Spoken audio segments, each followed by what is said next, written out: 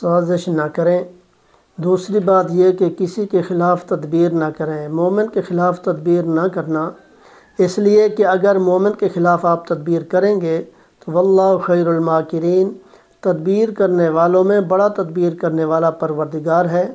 جو کسی کے لیے گڑھا کھودتا ہے وہ اسی گڑھے میں خود گر جاتا ہے۔ تو یہ بہت اہم بات ہے کہ اگر کوئی زیادتی کرتا ہے تو معاف کر دو، تو معاف کرنے والوں کے ساتھ اللہ کی مدد ہوتی ہے، لہٰذا اس سے بچنا چاہیے۔ کسی کے لیے سازش کریں گے، کسی کی خلاف تدبیر کریں گے تو اللہ تعالیٰ اس کو اسی گڑھے میں کھودتا ہے جو کسی کے لیے کھودتا ہے، لہٰذا اس سے بچیں، خود بھی بچیں اور دوسروں کو بھی یہ شیئر کریں تاکہ دوسرے لوگ بھی اس سے بچ جائیں۔ تو خود بھی معاف کریں، دوسروں کو بھی شیئر کریں کہ وہ بھی معاف کرنے والے بن جائیں۔ آج دنیا کے اندر خود آپ معاف کریں گے تو اللہ تعالیٰ قیامت کے دن آپ کو معاف فرما دے گا۔ تو دعا ہے اللہ تعالیٰ ہم سب کو عمل کی توفیق عطا فرمائے۔